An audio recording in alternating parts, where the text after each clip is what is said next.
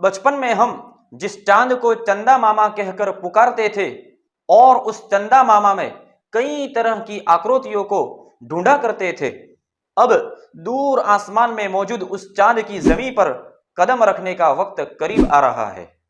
14 जुलाई 2023 भारत के लिए बहुत ही खास दिन था, क्योंकि इसरो ने चंद्रयान 3 को श्रीहरिकोटा में सतीश धवन स्पेस सेंटर से लॉन्च किया था। साल 2019 मिशन चंद्रयान 2 के दौरान चांद की सतह पर लैंडर विक्रम की हार्ड लैंडिंग ने हम देशवासियों के दिलों को तो तोड़ ही दिया था। चंद्रयान 3 के जरिए अब एक बार फिर करोड़ों देशवासियों के ख्वाब भी उड़ान भरने को तैयार है।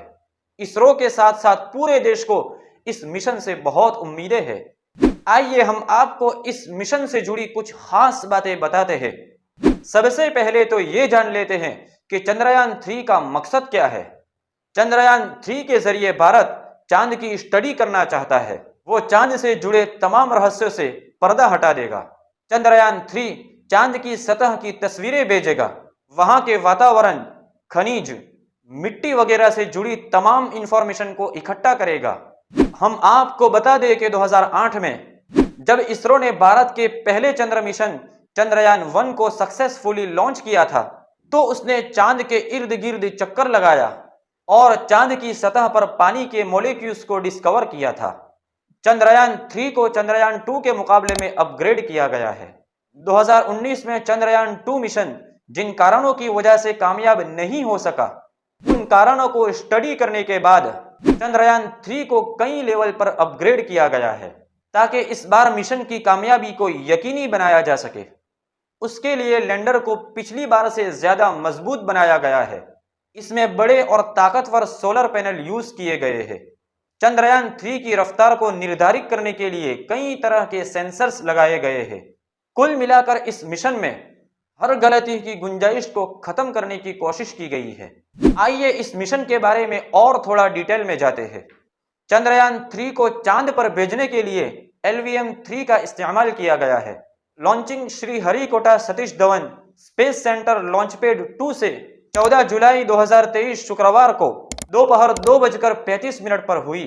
करीब 45 से 50 दिन के सफर के बाद चांद के दक्षिणी ध्रुव के पास उसकी लैंडिंग होगी। अब आइए जानते हैं LVM-3 क्या है।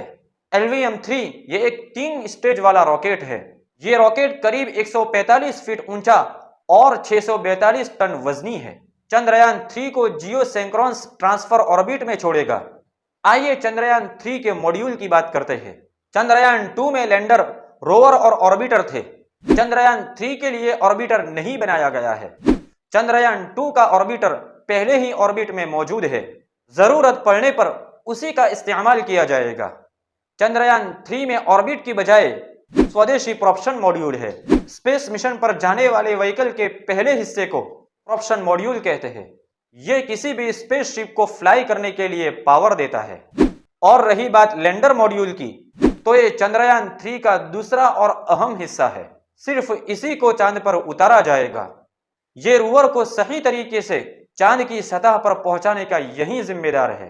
चंद्रयान का तीसरा हिस्सा है रोवर।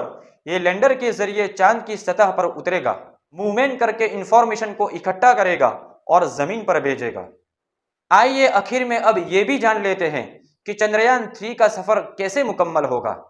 LVM-3 रॉकेट चंद्रयान को पृथ्वी के ऑर्बिट में रखेगा। वहां पहुंचने के बाद चंद्रयान धीरे धीरे पृथ्वी की कक्षा में दूरी बढ़ाएगा। दूरी बढ़ाने के लिए ऑनबोर्ड रॉकेट का इस्तेमाल किया जाएगा। यह रॉकेट चंद्रयान के साथ साथ जाएगा। इस तरह चंद्रयान चांद की कक्षा में दाखिल हो जाएगा। इसके बाद चंद्रयान चक्कर लगाते हुए चांद की निचली कक्षा में दाखिल हो जाएगा। इसके बाद लैंडर को चांद की सतह पर उतारने के लिए तैयारी शुरू की जाएगी। और ये इस मिशन का सबसे मुश्किल हिस्सा है। इससे पहले चंद्रयान 2 मिशन विक्रम लैंडर की हार्ड लैंडिंग की वजह से खराब हो गया था।